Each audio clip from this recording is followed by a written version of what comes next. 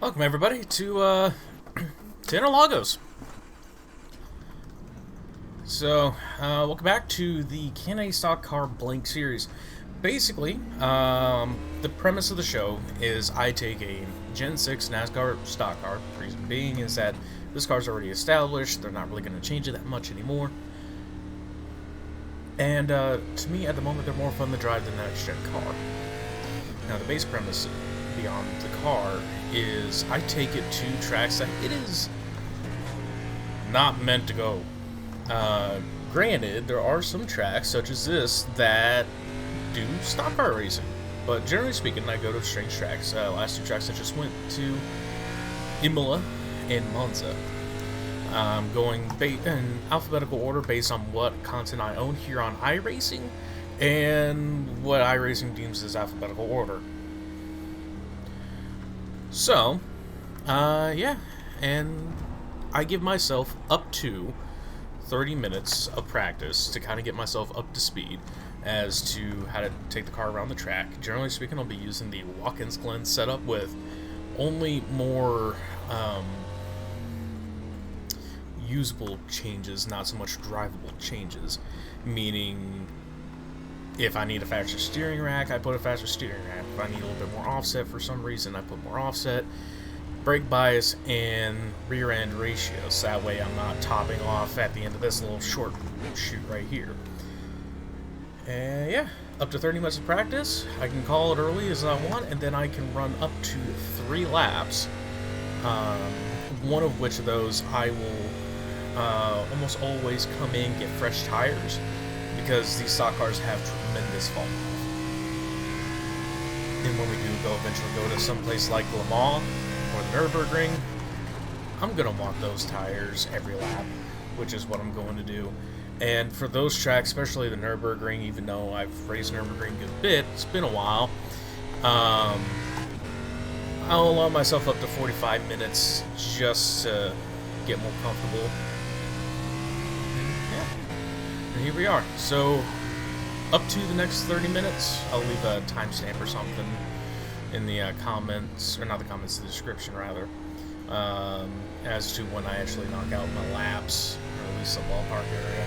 My original plan was to edit these videos down, but the Twitch video editor is being a pain in the back end, so I'm not going to promise edited down videos, but at the very least, you guys will have an idea as to where certain things start, certain things end. Yeah. And as you guys saw, I had my outlap. Just kind of get an idea where I need to set the car as far as the rear end ratio goes, and it just looks better having that opening video. As much as I'm hitting these carbs, I do think Sonoma might be a little bit better of a setup, but it's fine.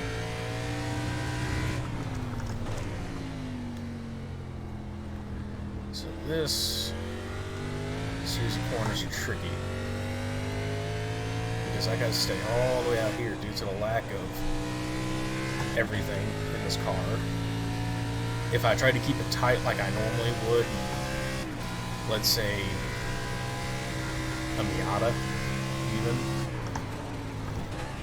I will go wide and into that grass, as we know I know.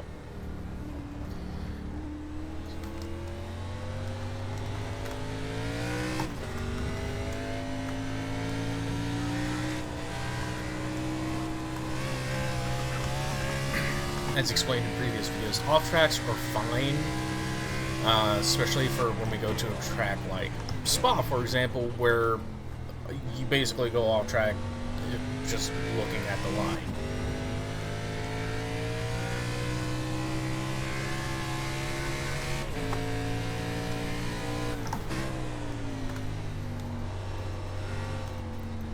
It's that apex to get to here to get a cleaner line to there.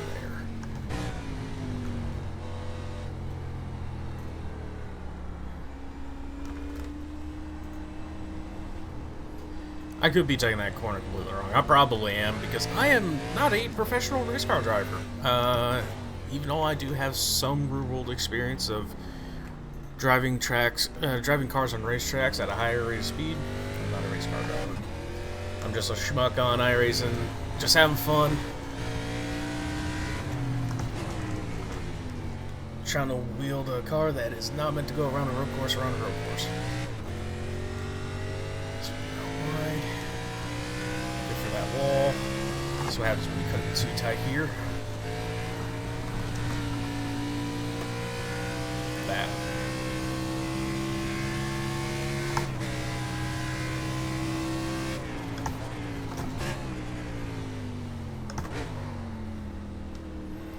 So looking at it, I could probably get away with putting a little bit shorter gear in here.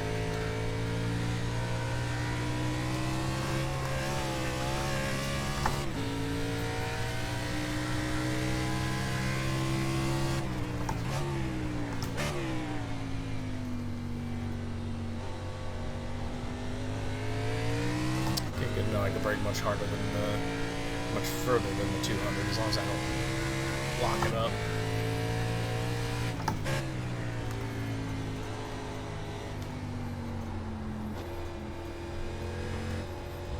Is that apex entirely?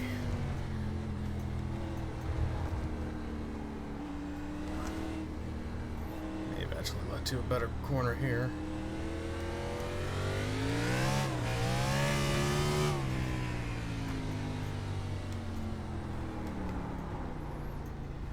You open up that entry.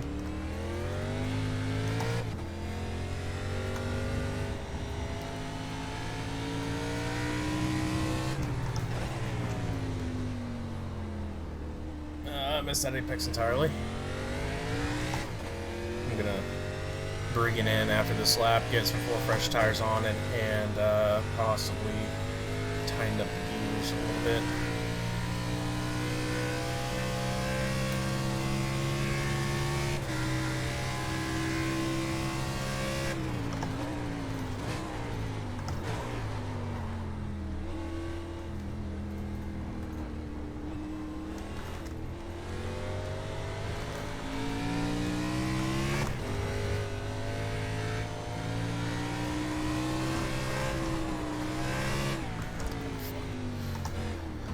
Alright, let's come in, let's get fresh tires.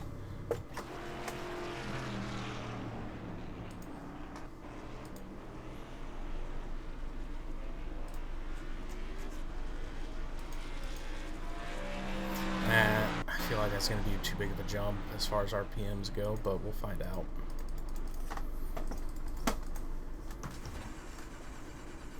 If we went from a 380 to a 385, I feel like that would have been a little bit more optimal, but because we are sitting at about 8,000 RPM at the end of the front stretch. Yeah, 8,000.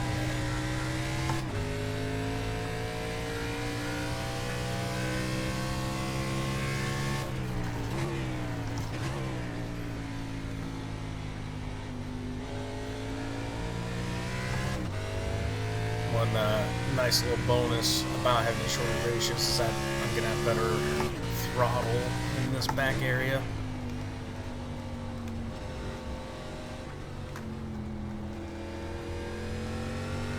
I just don't know what's the optimal thing to do through there.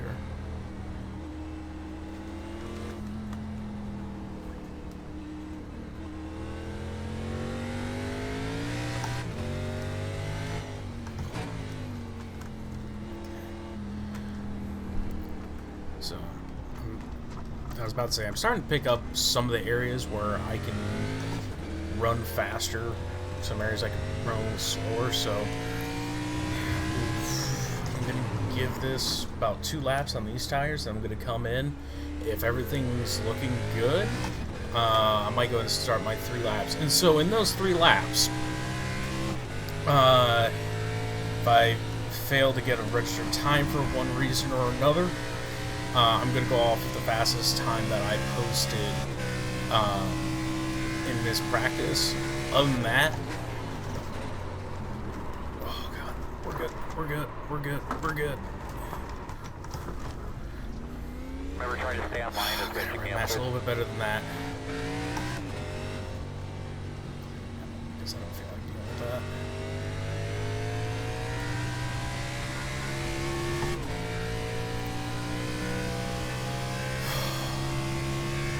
is about 150.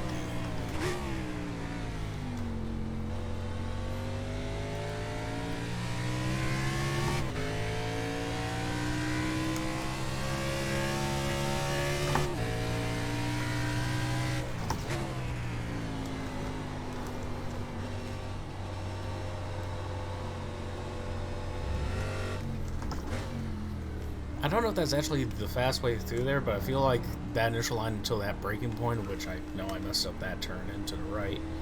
I feel like that might actually be the fast way through there.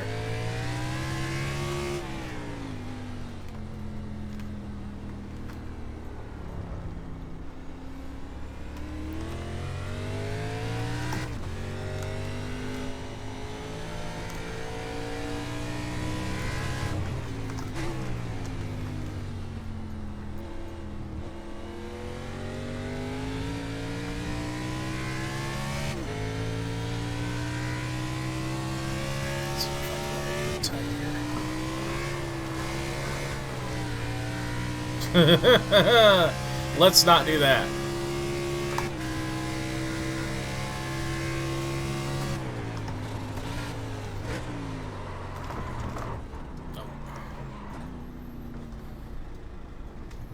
All right.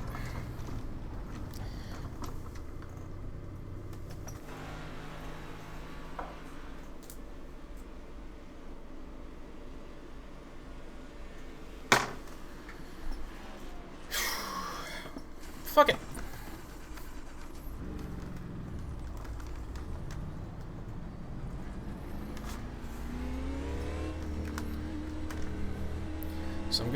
So I'm gonna go ahead and start it. Gear ratios are actually right about where I need them. I might hit the rev limiter a little bit entering turn 1, but that's fine. If that means I get a bigger total gain for the whole area.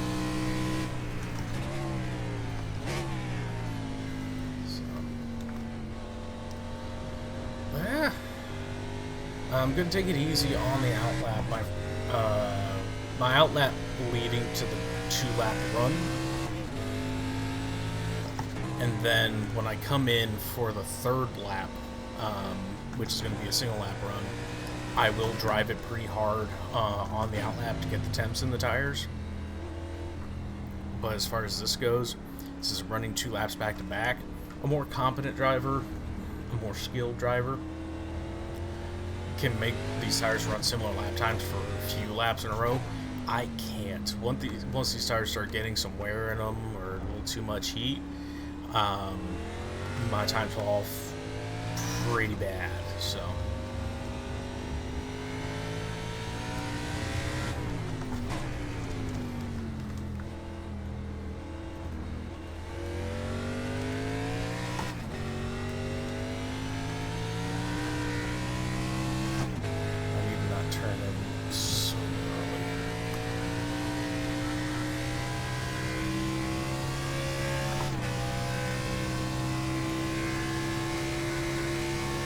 Brakes.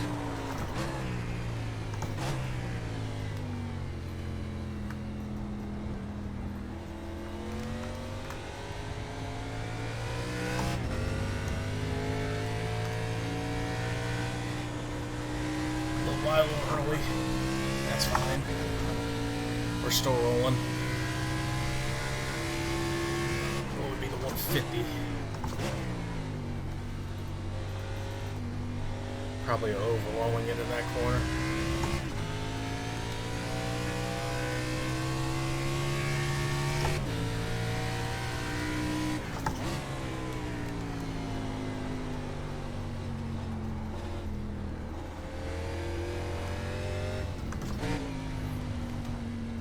I'm key turning in too early there, which is causing me to not get a great line to set up for this.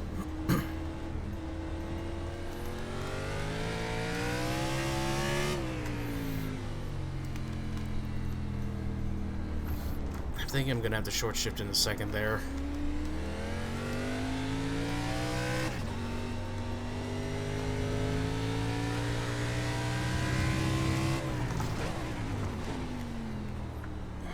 Started chatting at the rear.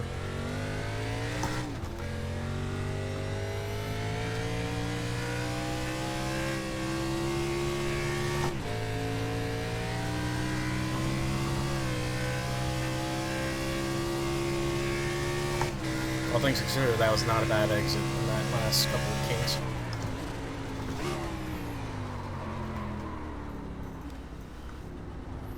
little bit of lockup, but that's fine.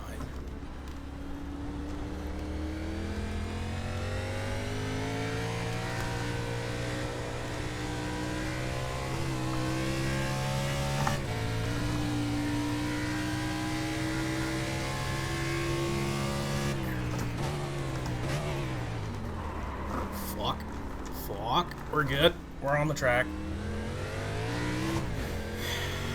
Just downshift correctly, shattered the rear. I would have been fine otherwise.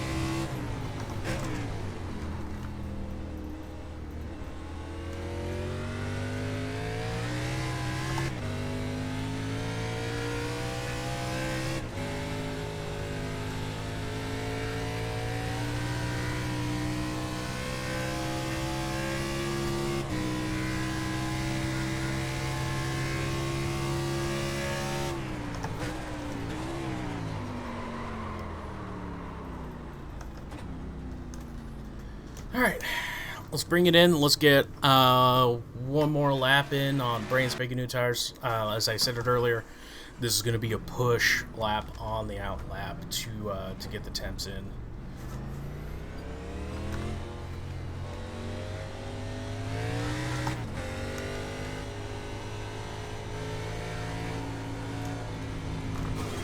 Not when I do that.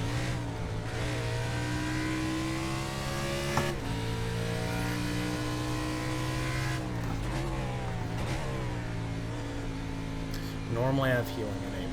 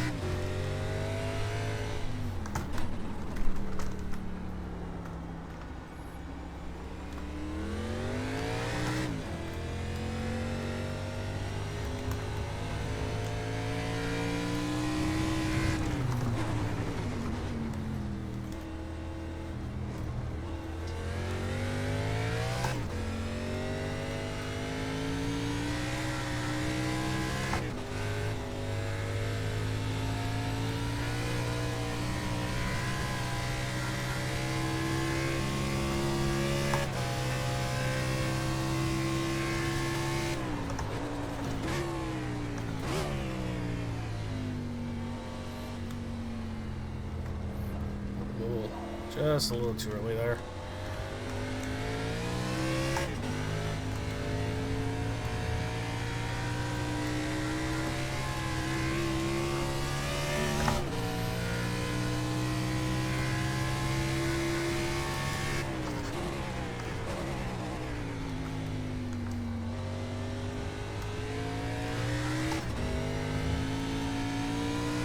My entry into that corner is not good. Any of these practice laps or running laps.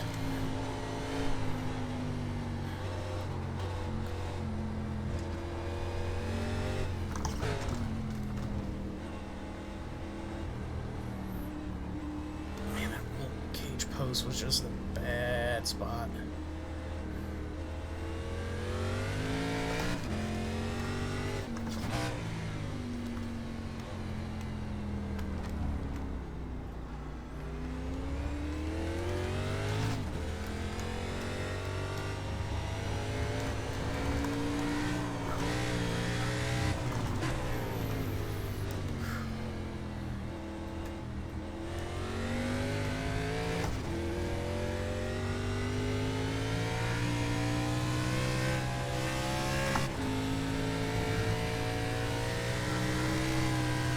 It's closer to what I should be going right there.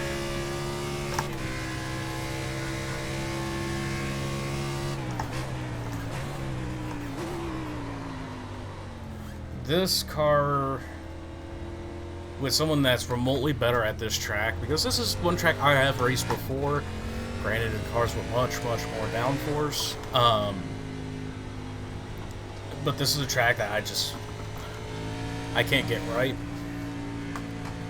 But yeah, let's go back, take a look, see what our fastest was out of those 3 runs. Fastest out of those 3 runs was actually not my fastest, but that first lap, which was a 142.684. To put in perspective, Formula 1, the fastest lap to be put around there is a 1 minute 10.540. And that was Valtteri in the Mercedes back in 18. A little bit closer competition to us, the stock cars for Brazil. 336.691. Granted, I think they run a lot more downforce. But I did run faster than the Maserati Trofeo class of racing. And fortunately, I ran much faster than, well, a Formula truck, which is a semi-truck. So fortunately, I've ran much faster than that. I'm reckoning there's at least 2 seconds in the car, at least. If I can get perfect lines and everything like that, I can probably get those 2 seconds out of the vehicle. I'll take a look here in a second, see what my optimal would be. But yeah, this is a fun track to drive, and it is by no means an easy track to drive, especially when you're lacking on downforce. Like coming through here, this was just sketchy. I mean, you saw I was scraping the dirt the entire way through. So yeah.